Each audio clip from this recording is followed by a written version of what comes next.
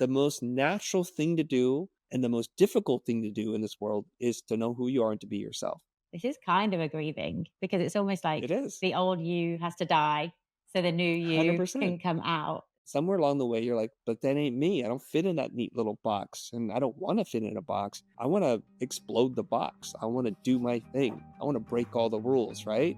I totally know who put me in my box. You do? Oh, yeah. Jody, what are we talking about today?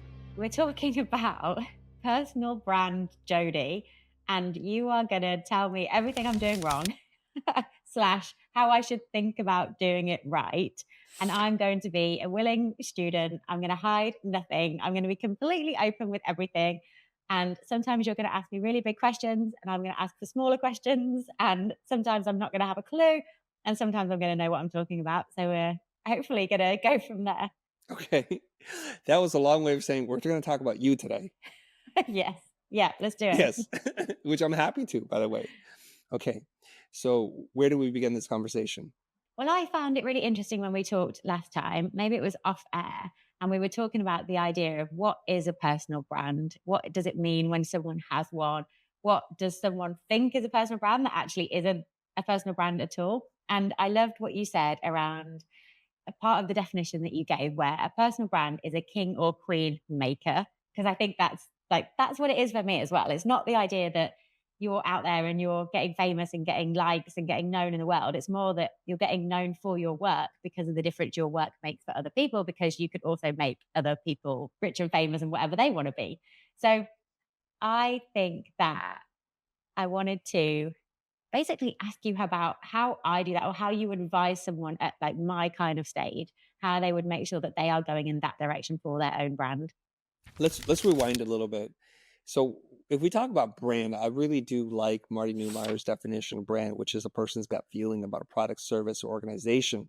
So it's not something that we can wholly control, we can influence, we can nudge a little bit, but we all have then, by that definition, a brand because your parents think something of you. If you have siblings, they think something of you. If you have children, they think something of you. And when enough people come to a similar gut feeling, then you can say that you have a brand. And so in this modern era, I'm not talking about that because obviously everyone has an impression. And if you are like a Boy Scout or a Girl Scout, always like doing the right thing and have great manners and all that kind of stuff, and you're protecting the environment, leave no trace, that's fantastic. We're talking about like in the 21st century, in the rise of the social platforms that exist and everybody's making media to a degree, then we are able to increase the reach and engagement of that potential gut feeling. And you can have a lot of followers, in my opinion, and not have a very good personal brand. And followers is not a great metric for whether you have any real influence. You can put out some kind of piece of content, and here's the example where you're not in it at all. It's usually referred to as faceless content. It could be that you're writing and doing voiceover, or it could just be you're using all AI to generate everything. And so you may have 3 million followers and no one knows who you are. You can also have an account that curates a lot of like really good viral content, and you have a lot of followers because of that. But again, I still don't know who you are, and you're not able to actually move the needle. So as we were talking about this last time, one thing that we said to try to delineate everyone being having a strong personal brand is if you can make kings or queens, if you can do that. And what we were talking about at that in that conversation was by virtue of you being around other people, they become a little bit more influential because of their proximity to you. That's super powerful. Number two, I think a person who has a really strong personal brand is they have the ability to print money, not literally, but figuratively. So, what do we mean by that? Outside of the area of the way that you normally make money, do you have the ability to create additional streams of revenue just because of the amount of followers and the connection that you have with them, their willingness to step up and support you in whatever endeavor that you undertake? I think that's an indicator that you have a really strong personal brand. So let's say you write a book and it's a really best-selling book. But if you say, hey, I'm going to be here to do something different than promoting my book and no one shows up, I would say like you're influential in the old school way, but you're not, in my opinion, you don't really have a great personal brand. I want to put it back into your court and see if you have different points of view on this. I like both of those. Yeah, king or queen maker, someone being more influential just because of their proximity to you is really cool. And then ability to print money is kind of interesting because I remember a story of a Instagram influencer. I can't remember her name, but she had this big following and then she started this t-shirt brand. Like she started making t-shirts and she promoted them on her Instagram and she didn't get enough orders to fulfill the minimum order quantity, which I think was 24. So it was like millions of followers and you couldn't get 24 sales. And she was openly distraught, like on her Instagram. She was like, I can't believe this. I thought you guys supported me. What's the deal with this? And so it's so interesting how you can have all these numbers and these metrics that are overall just vanity metrics if they don't lead to the ability to print money or the ability to sell t-shirts or sell whatever it was. So yeah, that's both of those things feel like good metrics for if you have a personal brand or not. I like this. Okay, if we take a commodity like water and we gave it to 100 quote unquote personal brand experts and they all wrote their name on it or put their logo on it, did the value of the water go up? Did it go down or is it neutral? I Yeah. think that's an indicator because I often talk about what is the value of brand? Well, brand is the amount of money somebody will pay above and beyond its commodity price. I think that's kind of an important metric to talk about, Yeah. right? So if I put my name on a bottle, maybe you're like, yeah, gross. I don't want Chris's name on my bottle. Or it could be like, oh, yeah, I would prefer that. Now, some people have negative brand value because they have toxic personalities, because they've done something that is alienating a certain type of protected group or a class of people, or they're just sexist, misogynistic, or whatever it is, or old school, whatever the term you want to put out there. Then we're like, yeah, you're kind of toxic right now. And the classic example of that, I think, is Mr. Yeezy himself, Mr. Kanye West, who pretty much torched billions of dollars, I guess, of value because of the kind of crazy rants he's been saying. Now, he's the guy with 9 lives because it seems like he could do no wrong in this world because he can launch his own clothing company and sell gazillion products. So he still has a very strong personal brand. However, some of it is quite toxic. So everyone, this is Chris Doe Water. It's got his name on the front. He's approved it. Yes. He's individually signed every single bottle. You drink this water and your life will be so much better just because he has verified the quality of the water. Do you want to buy it? Normally, water like this, it's going to cost you $2 a bottle, but this is Chris Doe Water. This is special. So this is $6 a bottle. How many do you want? That's it, right? Order today. Yeah, Order something like that. today. But you know what I would add to that though? I would want to make sure it's in keeping with the mission. So I Yeah. could do a couple different things. Yeah. Number one, Okay. I would say like 50% of the profits that we make from this will go towards buying books for kids who need it, or maybe towards an education program, scholarships, something around education and helping others have a fair shake at it. Or we're going to donate a certain portion of our courses to people in developing countries. Something like that would make sense. This is Jodie's bottle of water. It's going to help you achieve your personal best. What do we call it? Personal record, or PR, Yeah. when you're doing your CrossFit training. So if you want to stay clean and stay hydrated and motivated, this bottle normally sells for $2, and this now sells for $18.99. Wow. Okay. But do Yeah. you come with that bottle? Or is it just a bottle? No, we have to be able to transfer it. Beautiful. Here's another indicator if you have a strong personal brand is that you have enough assets, brand assets, that are part of who you are, that once transferred or collaborating with another brand, create greater value. The Wow. example here would be the collab that happened between Supreme and Louis Vuitton. Both highly sought after brands. When they collaborated, that merger, that collab project became more valuable than individual participants.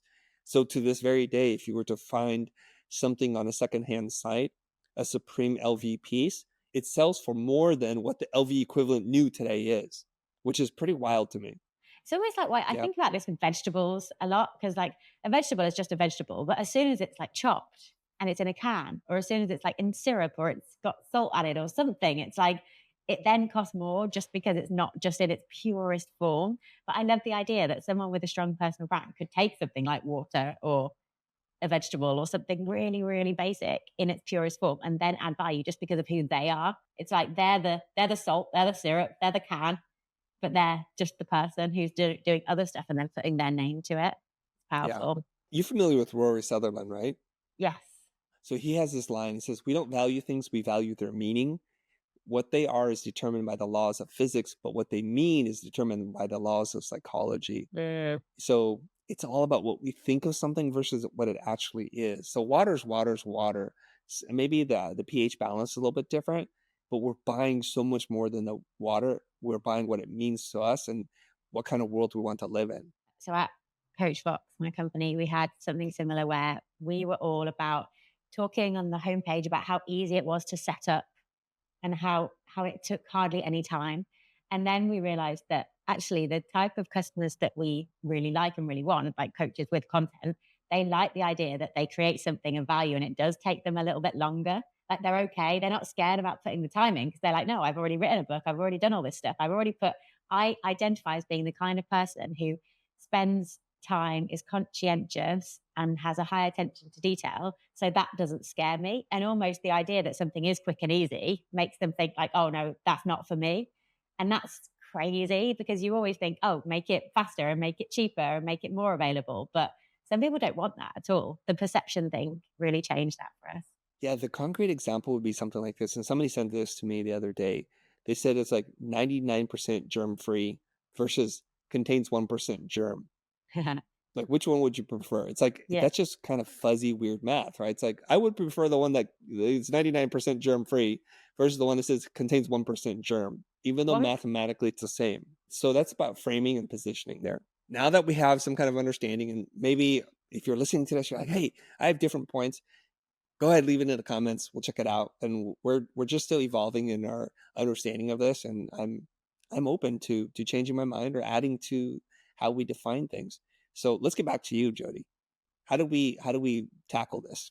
So if you were talking to someone who was about my level of like online stuff, as in they've they've done some business stuff, they've maybe sold a company, they've built some business experience through that, and maybe they're on their second one, but also they've been kind of building their online presence, like I guess kind of gradually. So I think I'm about 50,000 followers across like everything and Hmm. get messages quite a lot, get inbound stuff. Definitely have built up Coachbox through people who like we track where people come from. And a lot of people just say Jodie on Forbes or Jodie on Instagram or LinkedIn or wherever. So I think that it feels like a really good moment to be like, okay, how do we get like really intentional about this? How do we take where I'm at right now, pull the good stuff and the good stuff I'm doing and the good stuff that's there and expand that. And anything I'm doing or focusing on that hasn't got a benefit, just like stop it. Because I think I feel really, really clear that I don't just want to be busy with this. I just want to follow. Have you heard of the law of least effort? No. I love this idea of the law of least effort because it just means you find what feels effortless to you and then you Mm. go in that direction, you double down on that. And then that means that you can outproduce and you can get outsized returns because it feels so natural. And at one point, I would say that writing was that. Writing was my law of least effort. And I wrote a lot of books and articles and things. But now it's maybe it's not so much that, maybe it's something else. So I want to go in the direction of my law of least effort in order to be consistently high quality with the stuff that I'm doing in the direction of growing a personal brand to the definition that we've just created. So there's a couple things we need to do here. We have to talk about some of my favorite things to talk about around personal branding. There's such a thing as performance marketing where you're going to measure your effort against a result. There's an ROI, a ROAS, return on advertising spend, something like that. And we could look at direct marketing, paid advertising, all that kind of stuff is like money in, money out. And as long as you make more money than you spend, you're going to keep doing that. I put personal branding in the branding category, which is there's no clear return on investment of time, energy. And if we're talking about like trying to get a return because we want to help to fuel the awareness around our business endeavors, then you should pursue marketing and advertising. And that's really good. And you should do that. And you need to make money. So what I'm talking about is something quite different, which is like, who are you in this world? Who are you meant to be? And I hope I get this quote right, but this is a Picasso quote, which is like the meaning of life is to discover your gift, and the purpose of life is to give it away. And so I think this is way more in alignment with what I think about. So if you're early in your career in your life and you're still figuring things out, trying to make a living, paying off your student loans, then you got to go do that. And that's cool. And sometimes you could do both. But really, this is about it's kind of an odd thing for me to say this. The most natural thing to do and the most difficult thing to do in this world is to know who you are and to be yourself. Because everything and everyone is pulling you in 1,000 different directions. Jody, you shouldn't wear your hair like that. Don't you know girls shouldn't have hair that short? And muscles don't look on women. And maybe you should just like be chill and find a good man and just not do anything with your life. Whoever writes these ideas and gives it to you and say this is supposed to be your life, and somewhere along the way you're like, but that ain't me. I don't fit in that neat little box, and I don't want to fit in a box. I want to explode the box. I want to do my thing. I want to break all the rules, right? And then you start to find yourself. And I think it's a beautiful thing. And I think the problem is so many people don't understand the box they're in, who put them in there, and they don't know that there's another way. So they're going to go to their grave thinking, this is my life. I did my duty. And that was it. I totally know who put me in my box. You do? Oh, yeah. Okay, It don't was, don't don't don't tell us who put you in your box yet. Tell us what the box looks like first. oh, okay. The box looks like follow the education conveyor belt, Mm-hmm. go to college, university, get a good degree, get a good job, and then work up that job ladder until you retire. Take holidays. When you retire, travel. Exercise when work doesn't get in the way. Exercise when you can create time when you've done all your work. And then have have kids, live in a detached house, and watch other people do cool stuff, and but focus on what you need to be doing. That's the box. I think that's a pretty standard box that a lot of people feel like they have to fit in. But even the entrepreneur box, even the space that we're in right now, there's also a box, and that box is make your YouTube videos a certain way, show up Mm, on the platforms that are cool at the time. Don't join one too early. Join it at the like. Don't be a first mover because it's too risky. Be someone who joins something when everyone else is joining it. Follow the blueprint of the people that you see making the videos about how to do it on YouTube. Don't run your own experiments because it probably won't work. Hire a consultant when you need the help because it's work for them, and what worked for them will probably work for you. Like, don't test stuff out on your own. Make sure you're following someone else's template for it. I'm less familiar with that coach or entrepreneurial box. Yeah. And some of it sounds familiar and some of it sounds like, oh, that's pretty avant-garde, but okay. All right. So that's the box. There's two boxes that you've defined for us. Who put you in that box? Mm. I think the first box is the schooling system, potentially Mm, the United Kingdom, but I think that it's anyone was put in a box by their own country because everyone grows up right. being pretty much indoctrinated that their country is the best one in the world. Like, obviously Americans have that, but like French people, like I say to French people, like, so what did you learn about like France and stuff? And they're like, oh, well, the richest man and the richest woman in the world are French, the French Revolution, the French, I don't know, French press, French kiss, French, whatever. Fries. Yeah, French fries, yeah, sure. But like That's right, French. everyone gets that, and the UK gets it because it's like, well, we're on GMT, we're the middle of the world, we're the financial capital of the world, we're the British Empire. Like every single country gets like tells their people this is the only country that matters, and so that's a box that you're put in, the box that your country's given you. And then I think the third one is Disney movies. I think I Mm, grew up watching Disney movies where the role of a woman was to be saved, or it was to find a man to live happily ever after, to have people who didn't want them to do well, like they've got ugly stepsisters, or they've got like someone in their over their shoulder who's just trying to pull them down, and they have to impress that person. And then they've got some kind of character. It's the standard hero's journey, but they've got some kind of grandmother Willow character who's trying to get them on their path and trying to get them to understand their powers. They have to go away and they have to come back. But when they come back, it's like they settle. So you've got a brief period of exploration, but then you ultimately settle. So the Disney movie box is being saved, finding a man, and tending towards settling. Whereas like my Disney princess is Moana because I tend towards exploring, not tending towards settling. So yeah, people put us all in boxes. I don't think society necessarily has a nefarious plan for you to try to artificially hold you back. I think they want you to do well because when its citizen do well, then everything works. But these are like really kind of maybe old-fashioned, outdated ideas. Mhm. And so in their effort to protect you, they actually hold you back. And if we think about it, some part of parenting is, or at least mirrors that. Like, be careful of like talking to those people, or they might take advantage of you, or don't use those drugs, or don't run with scissors. And they're trying to protect you. Look both ways before you cross the street. And before you know it, these little kind of semi harmless things turn into kind of a prison cell for your mind. And then you think, oh, I can't trust people. And it's always dangerous to run with sharp things. And maybe you shouldn't ever color out the lines. And eventually that just becomes your entire life. I think my parents took me out of the boxes more than they put me in the box. I feel like Mm, my family mantra growing up was kind of, "Yeah, why not?" Or like, "Sure, go for yeah, it," that kind of thing. definitely.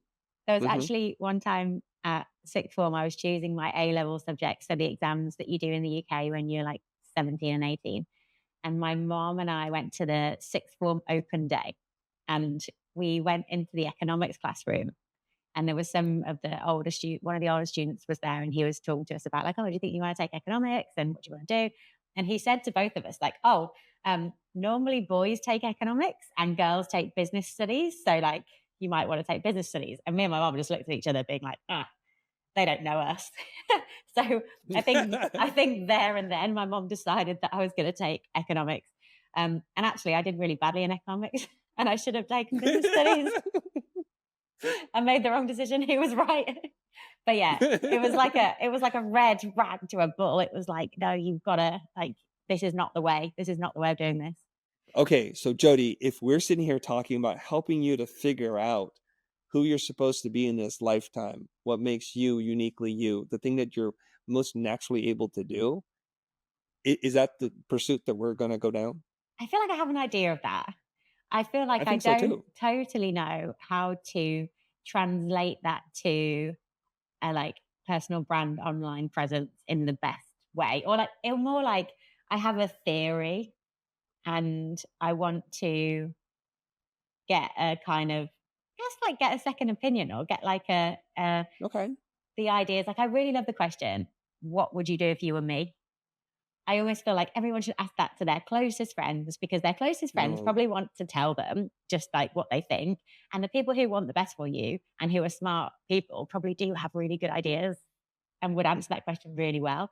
So I love it when people ask me that question and I like asking it of other people. And so I kind of want to ask you. So I feel like that's the big question, the what would you do if you were me question. Before I answer that question, because it's a hard question, I'm going to stall a little bit here. Okay. Yeah. I want to just first say for everyone who's listening or watching this video is there's no such thing as the best way. There's just a way, and a way is your way. Whatever feels most natural to you in the time in which you are ready to take part in all of this stuff.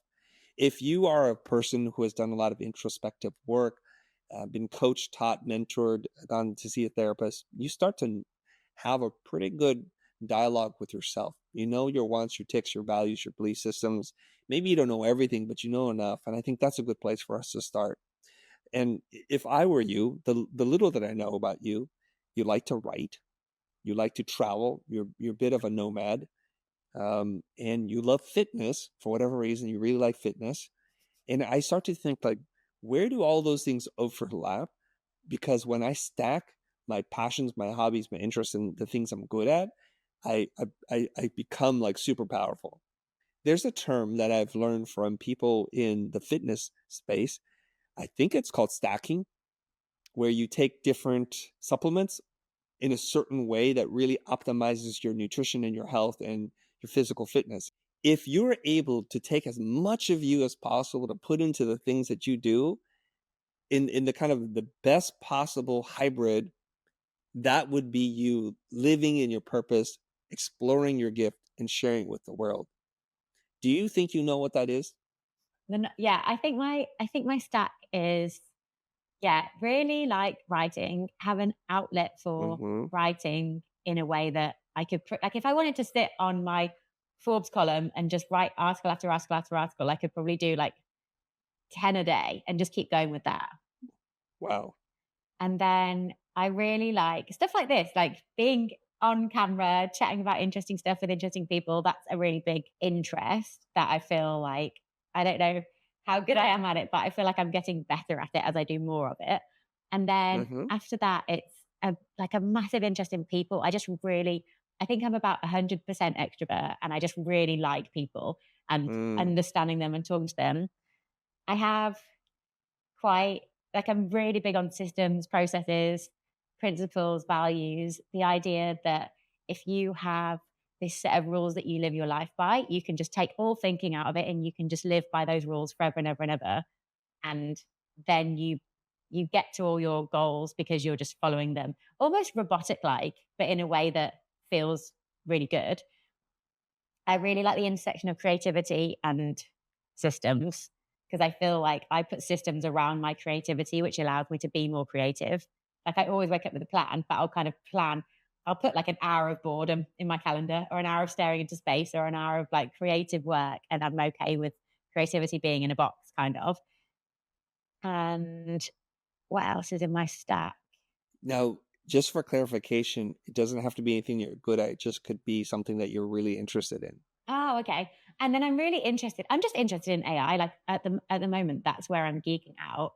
But I think I'm interested in it through the lens of if you've got superpowers right now, like whatever your kind of stack is, the idea that you could combine it with technology to outproduce using that to take what you're doing right now and basically take over the world in a really positive way. I'm fascinated with that. I feel like I talk to so many people about just applications of AI and they're using it to automate or eliminate or delegate the stuff that they actually really like doing. And I'm like, why are you doing that? Like, get rid of the stuff you don't want to do so that you can do more of the stuff that you do want to do, but then figure out what that is first and then automate the rest. So that's the center of my work at the moment. What do you do for fun? These are all Uh, very work related things, I think. Everything. For fun I work Hmm. and for fun I train. So it's like Yes. I it's basically three things. It's my profession, it's my obsession, and it's decompression. So my profession is the work I do like Coach Box and my column. My obsession is powerlifting and training and everything around that. And then my decompression is like hanging out with friends, going for walks, traveling to new cities and being in a different place all the time. But I feel like I only need these three things in my life and I love every day. Now, here's the challenging part.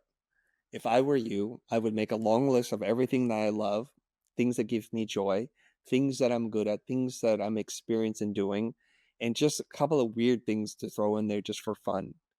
That would work really hard to see how many of those things I could stack together to say, my life would be a dream if I just did this. That's the hardest part, to find that creative overlap, because I can create different verticals for you to do, but that's not really all of you. And Mhm. for me, just as the example is, there's lots of things I'm really interested in, and I'm discovering every single day, the more of me that I put in it, the more people love it. Because every dimension that you add to your stack makes you that much more unique, exponentially more unique. There's a trait, and then if you do the trait to the sixth power, then it becomes real interesting. Now you become 1 in 1 trillion or something like that. And that's Mhm. what we're looking for. So my example would be, okay, I study graphic design. I love talking about business. I'm an introvert, and I used to produce videos, music videos, and make motion graphics. I love comic books, skateboarding, mixed martial arts. There's a part of me that likes theater a little bit, like in particular, like stand up comedy and performance. I like debate. I love learning. I like to read books, and I like to talk to people who have profound ideas. I'm fascinated by philosophy, and most of all, I love to teach. I also like learning about systems and seeing if I can break the system and reorganize it. And once I'm done with that, then I'm bored. And so for me, social media has been a system to understand, to break, and to figure out and then put back together. I don't know if you know this. Did you watch Heroes, the TV show? It was good for a No. couple of seasons. Okay, there's a character, unfortunately, he was an evil character. I think his name was Skylar. And Skylar had the ability to look at any hero. Unfortunately, he has to kill them, but explore how their powers work by probing their brain with his finger. and then adopting their power. So he's one of the most powerful villains in the storyline because you have to be careful around him. He will steal your power. So I kind of look at it like that. I want to break something apart, study it, and know how it works, reconfigure it, and incorporate it into myself. But I would tell people the beautiful part about the way I do it is no one's harmed. I didn't kill anybody. No laws were broken. But I get to absorb this. And I think there's something about me that loves to figure out the game. Playing the game long term isn't that interesting to me, but figuring out how to win the game is very interesting to me. Mhm. So what does that look like? So it wasn't until I started making content on YouTube that allowed me to bring as many of those skill sets together as possible, those hobbies and interests. So when did you discover this? When were you so sure that this was your stack and you knew how to deliver it to the world? I'll tell you how I know it wasn't it when I felt like I was living a fractured life. Like there was the me who showed up to teach classes at Art Center, who got paid very little bit of money, who worked really hard at it, got great fulfillment, but wasn't rewarded for it. And I had to still work under rules. Now, there aren't a lot of rules teaching at an art school, but there are still rules, rubrics that you needed to follow, and thinking about who taught before you, who's going to teach after you, so that there's a seamless transition from one class to the next. But I don't fit in that box, so I know if I do my thing, I'm probably going to break what happens before and after, which oftentimes I did. In just a few months, we're going to hit our 400th episode of this podcast. And before we get there, we want to take a moment to really listen to you, our loyal listeners. If you're open to chatting with my producer, Rich Cardona, or someone on his team, we'd love to hear from you. Just fill out the short form in the show notes. It takes less than 20 seconds. When I was doing commercial work, like literally making commercials and music videos, I was compensated really well, but it was soul sucking work at some point because I don't feel like I could play. There was this whole pitching process, and then, oh, we don't think someone's going to approve this, so let's change this and let's change that. And you're just trying to make something good and survive this kind of the gauntlet of decision makers and middle management. Not a lot of fun there. And I'm just trying to find a different way. And I kind of run into it almost by pure luck that a friend of mine says, let's make videos together. I'm like, I don't know about that idea. But what he did was he gave me space to play, to explore, and to awaken something that I've long buried inside of myself. And that's just this playful spirit that I've had for a really long time, but buried because I was so self conscious, so socially awkward, and for some point bullied for who I was. And so that part was repressed for a really long time. And so 40 years of that, and then all of a sudden you open up that can, the Pandora's box or whatever, and then the real Chris gets to play. So, the interesting thing is when people leave this comment on our YouTube channel, it's like, man, I've been here for years. I love how you've changed over the years. And I would say, friend, thank you for being here for the entire journey. I've not changed at all. I've just shown you more of who I truly am. So I really like what you said about a friend suggested that you show up on YouTube and you do some videos together. And you said, I don't know about that idea because when we recorded our second podcast episode together and we talked about your success system, and that was the trigger moment. It was someone else going, hey, Chris, you should speak on stage. Hey, Chris, you should record some videos. Hey, Chris, you should do this. And it's always met with a, hey, I don't know about that idea from you. And then that's the start of your success system that then turns into something else. I wonder if there's any more of Mm-hmm. those orbiting you right now. Any, hey, Chris, we should do this type things that you're resisting right now? There's always those things that are circling around you. And sometimes you do need to recognize that was a fool's errand. Do not go down that path. That's people who have shiny object syndrome, where everything looks good and everything can work. And then you explore too much, not do anything with, you don't do anything well. So it's like you have to decide when it's a challenge, like a real challenge, because you're afraid to take a move versus a distraction. And Yeah. sometimes those opportunities are really the obstacles and not the other way around. And so we have to be kind of careful. And I've had moments in my life where, "Oh, let's try that idea, and let's try this idea. And you don't do anything to the degree in which it needs to be done. And you spread yourself so thin that you look back on that time and you say, wow, what a hot mess that was. And so we need to like exercise a certain amount of bravery and have courage to try things that we're really scared of, and also to say no to a lot of things that seem like, oh, that's a quick way out of this. And it's Yeah. hard to tell in the moment. So I like the idea that you've got all these different parts of you all around. And then the time when it feels the most aligned, when it feels most like, yes, this is brand me is when you combine them as much as possible and you don't leave anything out. And you're never like, because you're always one person. Like, I don't really believe in there's like the work life balance and you're a different person then and a different person then. It's like, no, I'm me all the time and that's it. But I feel like at the moment, so we've got so we have Coachbox, but we also have a community on the side of it.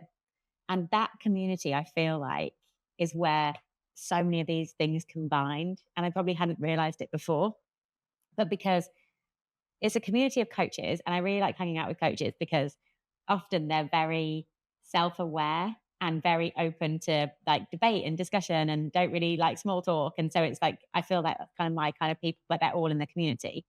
And then also because we're talking about how to use something that feels relatively new and how to apply it, there's an element of like figuring stuff out and learning stuff together. And then I learn stuff and then share what I learn with those people. So that's like that's my favorite kind of teaching, the kind where it's not from a textbook. It's just from here, I've learned this thing. Here's how you can do it too. Like from a straight away point of view, not like a here's what I did a year ago, but here's what I did like 5 minutes ago. And then also because I'm chatting to them all the time, because I love people and I like hearing their stories, I then write them up as like case studies and I share their stories and I promote them online. So then they love it more and then they get more involved and then it feels like that's a really nice, like some of our customers, I feel like they're also my friends because of how much I know about their world and how much I know how to kind of help them. But then something I realized the other day was that for the last 30 days, it's the last day, it's actually the last day today, I've been doing like a 30-day challenge on YouTube that was like a get over perfectionism. Don't feel like your videos have to be perfect. Just make a video a day and share them. And I did a Q&A for Coach Fox customers last week.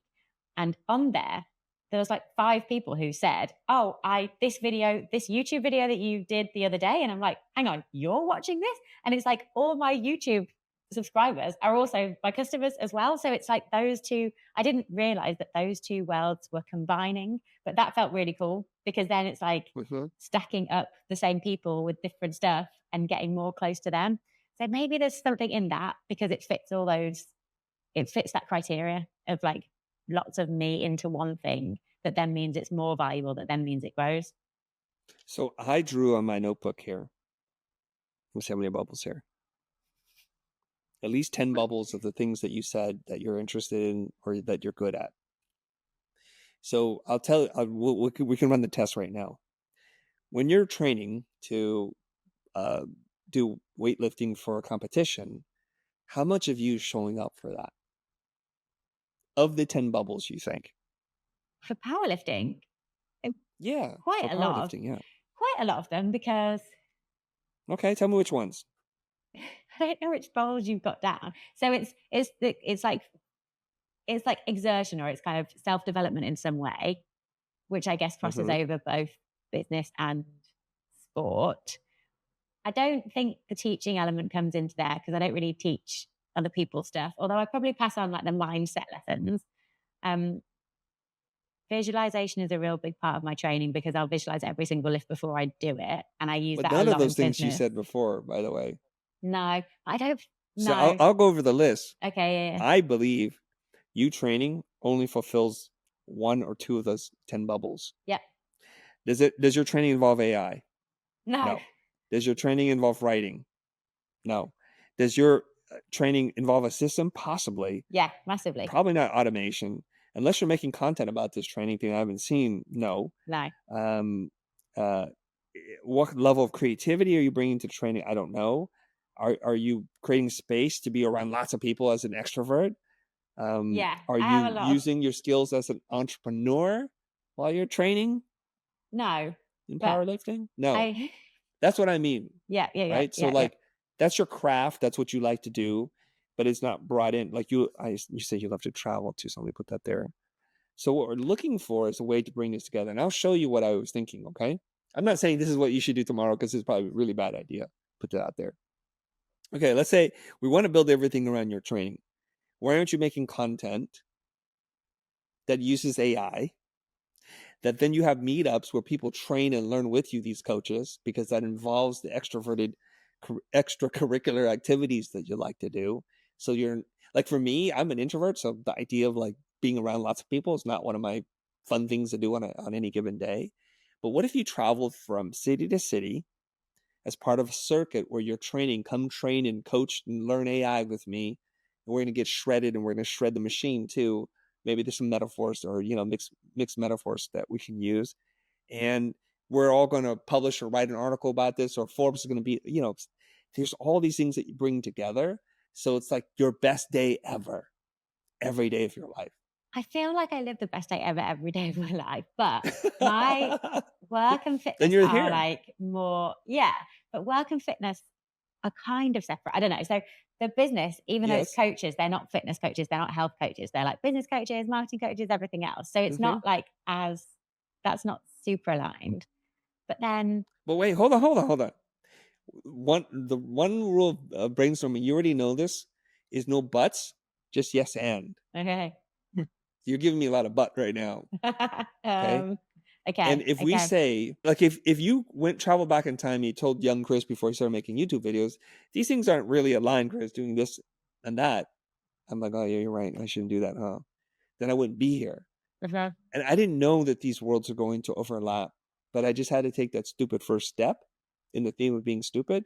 Like, I don't know where it's going to go. And it's horribly uncomfortable. There's no business here because for 2.5 years, we didn't make any real money. And then it clicks. We have Yeah. to just leave room for the possibility that wouldn't it be great if this were a thing? Yeah. I'm open to Now, that. I'm open to you, all of it. okay, so you do powerlifting and you really enjoy that, right? Is this a hobby that costs you money or makes you money?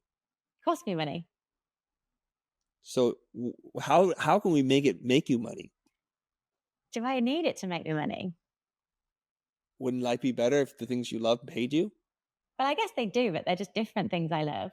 Yeah, maybe. I don't know. I don't know about that Okay. because, Well, here's another way of looking at it. yeah, I wish I was really good at skateboarding so I could be a professional skateboarder, but I'm not. But I imagine the people who are really good at a sport or playing chess or doing some human thing, some human feat, and they got paid for it, were celebrated for it, and loved for it, they're living their best life. They found the one thing they can do better than most people on earth, and they're taking it all the way. so I guess I think of powerlifting as a fun way to lose money. And I think of other things as making me money. So I never Right. feel like powerlifting or just lifting or fitness in general has to make me money because other things make me money. And therefore I do that for fun and I completely switch off to it being a commercial endeavor. Yes. And then it means that those two worlds don't have to collide. But I'm open to that being not the best way to thinking about it. And I don't know. I feel like in the past I've been definitely guilty of trying to optimize everything and trying to think, okay, because I'm good at this sport thing, then I should optimize that and I should do this and I should do that. But then not always knowing if that's really the route I wanted to take. Okay. I do want to throw this out there. It's just something I heard Blair Enns say, which is all strategy is autobiographical. Okay. I'm going to tell you what works for me. And you're like, well, duh, because it works for you. I'm like, I don't know what else to tell you because if it didn't work for me, I wouldn't tell you that it works, right? Yeah. So Yeah. here's how it goes. And I'm going to just accelerate this through the timeline so you can see the progression. First, I show up literally wearing a tie and shirt, talking about business principles on a YouTube video, sometimes about creativity. And I'm using Keynote a little bit.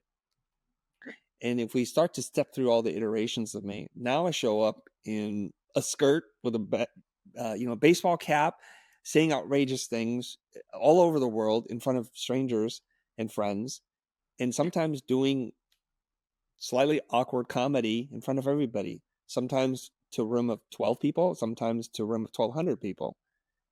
And I'm doing a little improv, making little jokes and throwing little side eyes at people, and I'm loving every minute of it.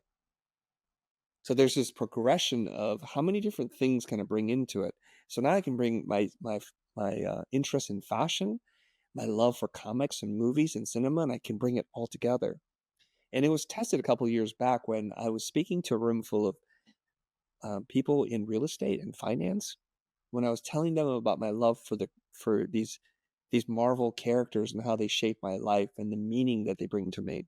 And I was just like ready for like the worst possible reaction, which is, hey, who let the nerd in the room? Get rid of this dude. But instead, I saw their inner child come out. It's like, I love those characters. That's what that story was all about. That's how I knew, like, I'm onto something here. So the more that I can bring that into the conversation, I give people in the audience ways to jump into the story and see themselves somewhere in there. And it's just me sprinkling all the kinds of things I'm interested in. And then you enroll people in that.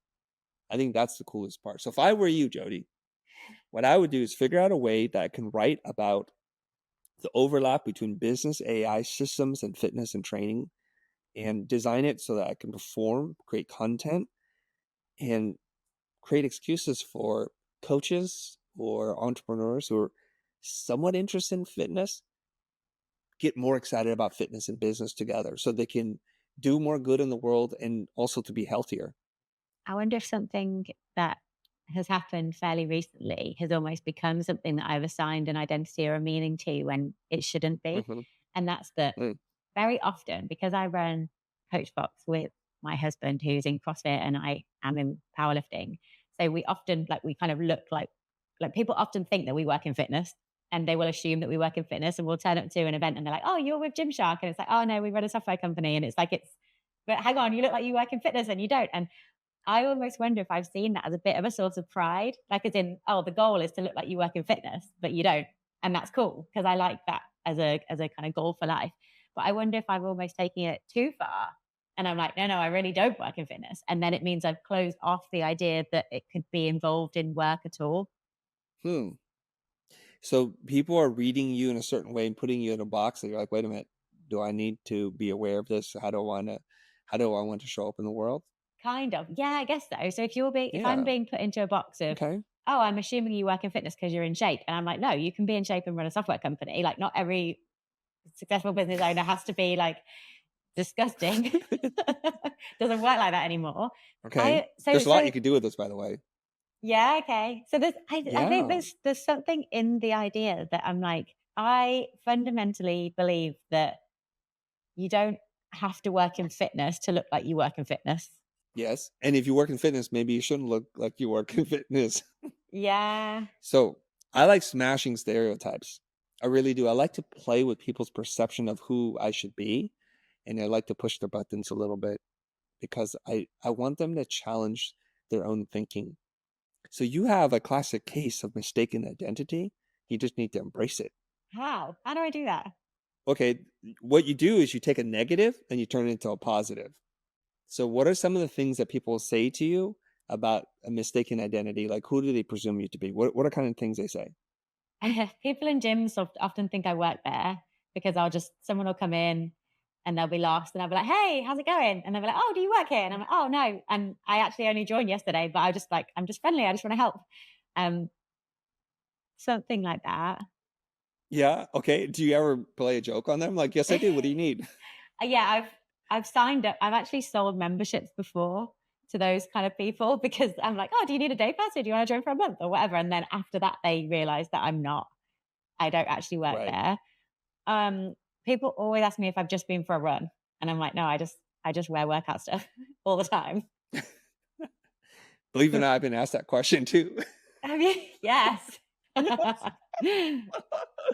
Different, well, story for a different day. Okay, what else? This doesn't really happen anymore, but when I used to live in Birmingham, UK, and I was on the board for a couple of different charities, and I was on the board for a college. And when I'd turn up at the board meetings for the college, and I was like 25, and people would assume I was a student at the college, and they would direct me. One time, I got directed into an exam hall instead of my board meeting. I was like, what am I doing here? But it's because they genuinely thought I was 18 and they thought I was sitting an exam. So maybe I could have played with that Hmm. and actually sat the exam and then yeah. Those I think they're the main ones. It's like looking young and looking sporty Hmm. and that's the overall mistaken identity. But I feel like looking young can often come with being like inexperienced. I think when Yes. I started a social media agency and I was 22, but I looked like 12. But that was kind of okay because it was this new field and you almost expected someone who looked 12 to be talking to you about social media in 2011. So that felt Yeah. like I could embrace that and be like, yeah, but I can speak this language and I can speak your language at the same time. So I feel like that mistaken identity I embraced and turned into a positive, but maybe I just haven't figured out how to do it with the health fitness stuff yet. Mm, okay. I'll share an idea with you. There was a company when I was doing client work that had like that was like a really boring category called IT expense management. Took me a while to learn about what they do. Basically, they make sure that people who no longer work at the company, you're still not paying for their phone bill or whatever it is, right? So they what they do isn't sexy, but they save people money and they think that's pretty sexy. And we went through this whole like deep dive and trying to understand the character and the voice of the brand. And I'm like, oh my God, you celebrate the people who are often the the most appreciated in an organization, IT people.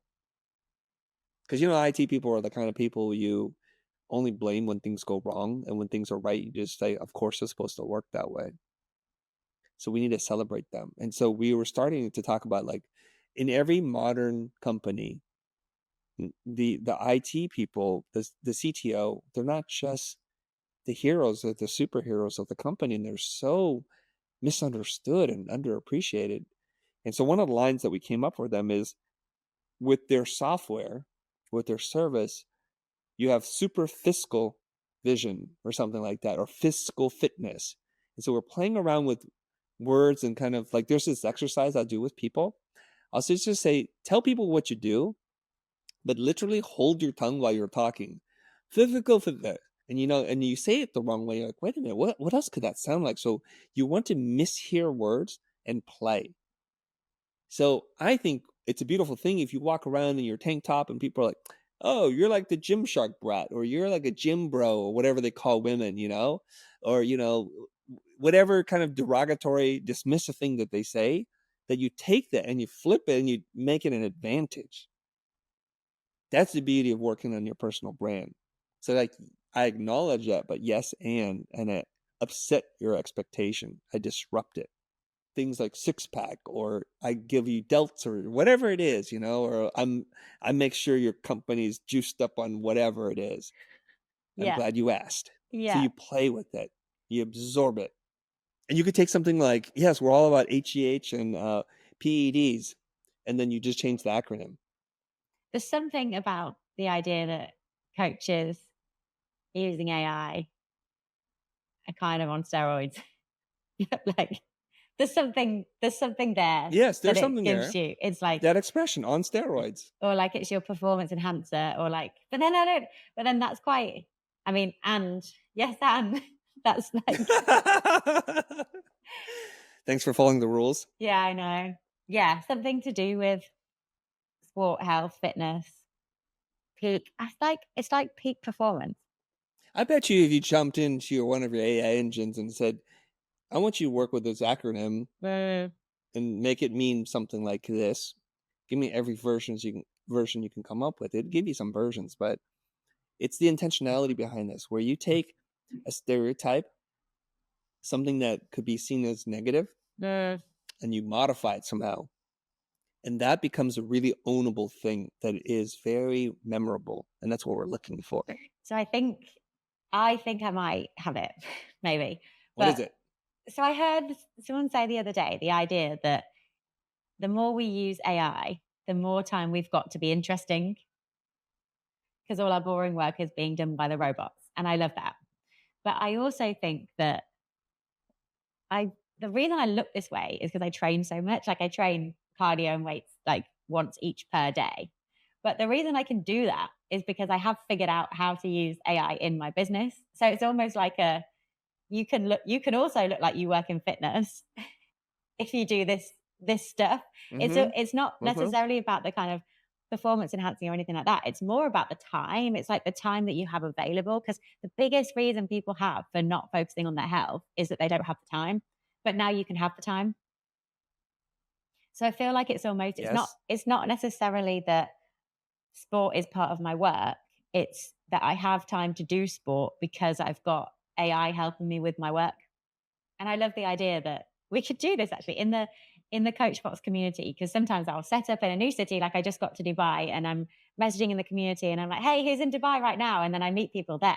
But I love the idea that when we meet up, we talk about how we're just hanging out and our AIs are talking to like people on our websites, and like our funnels are all working in the background and we're doing that. So it's almost like this separation of here's us online and our internet world and our AIs, and here's us in real life just hanging out, because now we've got time to be interesting and now we've got time to just play.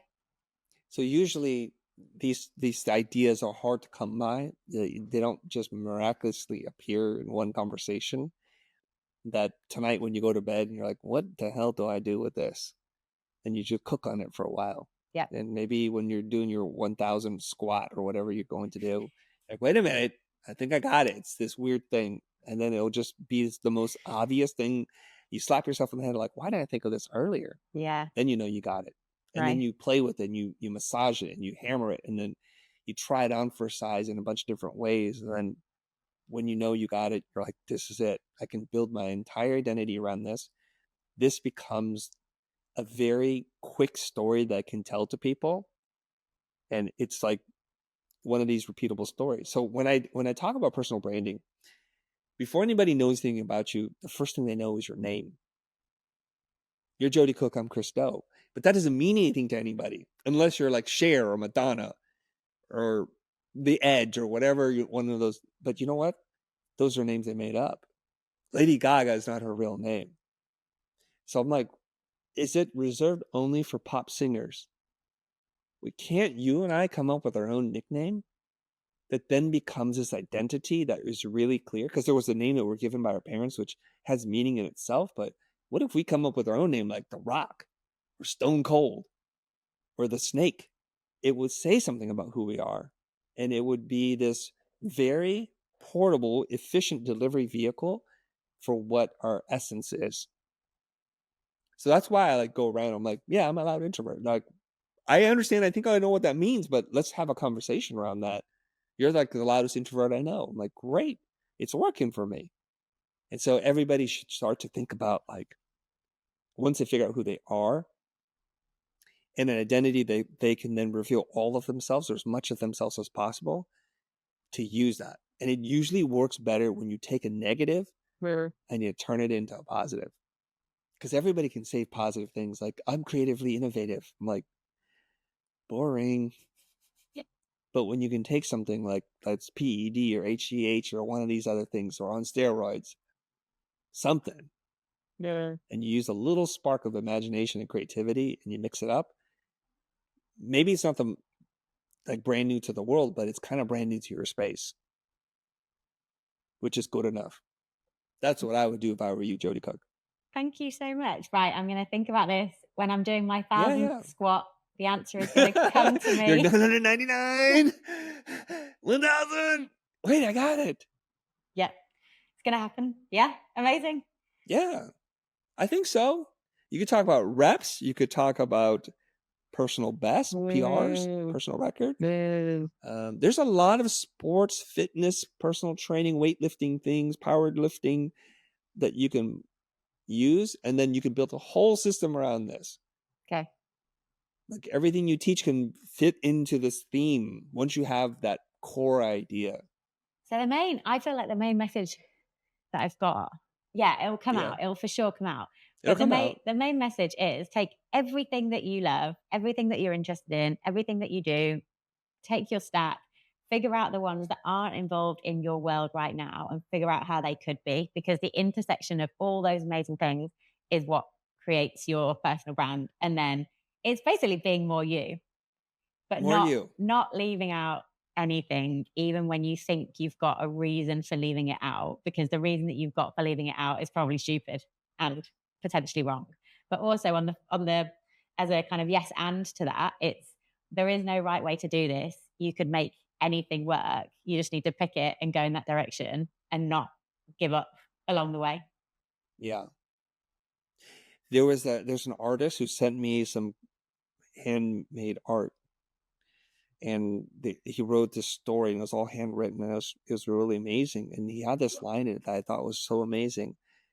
He said, "Beautiful, be you till full, be you till full." I'm like, oh, you clever guy, you. That's what I'm trying to get people to do, is to be the most you that they can be. The you is you. And when you can do that, forget about the branding thing, forget about like how this impacts your business, but you're going to live such a fulfilled life that how could you not be successful? Like, of course you would be, because you're doing the one thing better than anybody else in the world can do, and only you can do. But Right. instead, we're so busy trying to be someone else. This is really funny. The phrase "be more you" I've been writing down everywhere recently. It's actually on my very new YouTube channel. The banner says "be more you," but maybe I wasn't totally Mm-hmm. being more you myself, or I thought I It's good was. But advice, now you've don't you taken it think? to the next up level. Yeah, for sure. Yes. I want you to reflect on our conversation the last hour or so, and tell me what was going on in your mind from where we started to where we are. I went through different phases of emotions. I think firstly I was like, "Oh my god, I don't know what we're going to talk about," and then when you first went down the route of fitness, I felt a huge resistance. I felt like, he doesn't get it. These things are separate. No, no, no, that's not what I want to do. Like there was definitely I probably felt it in my body, like quite like oh no, that's not really the thing. Um, and then I feel like I understood what you meant with the context. And then I feel like my mind opened more to it, and then I felt like there was a way forward. I got a strong sense that there was a way forward and I just didn't know it yet. And that's where I am right now.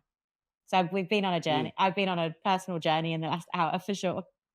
Do you know what the 5 stages of grieving are? No. The first one's denial. I think the second one is anger. I think the third one might be bargaining. And the fourth stage is depression. And the fifth stage is acceptance. I tell people, the faster you can get to acceptance, the less painful this will be, the more growth that you'll have, and the happier you'll be at the end of it. A lot of people get stuck in denial and anger. They can't move beyond that. So it's like, if we look at the arc of any kind of coaching, I think it goes in a similar process. Like, I don't need this, I don't want this. Second is, who are you to tell me these kinds of things? This will never work. Well, I will do this if you let me do that. And oh, that sounds so far away, I'll never be able to do it. And then I'll try it.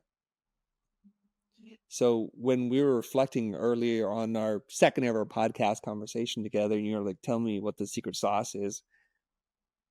My whole thing has been, when I'm in front of somebody that I trust and they tell me to do something crazy, I just try to skip to, okay. And I think that's just, if I ever have any secret sauce, that'd be just like one of my secret sauces, which is, I'm scared. Let's go. But usually people get stuck in that whole resistance part. And it is, even though it's the stages of grieving, this is kind of a grieving because it's almost It like is the old you has to die so the new you 100%. can come out. So it's still a Mm-hmm. loss. It's still a loss grieving process. We just might not see it like that because it's still us.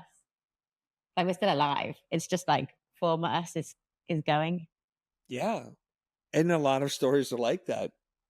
Jesus is one of them. Had to die to be reborn. Neo had to die to be reborn.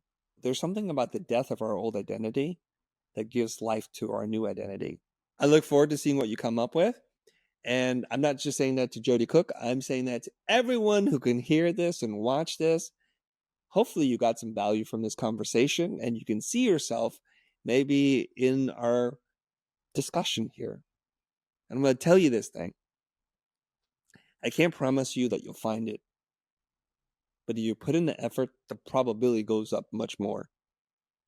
And if you do find it, this gift that you were given, this gift that you were born with, and you're able to live it and express it, I just think you're going to be at different planes of joy, of fulfillment, and you're going to be the wealthiest you've ever been in your life. And I wish that for you, all of you.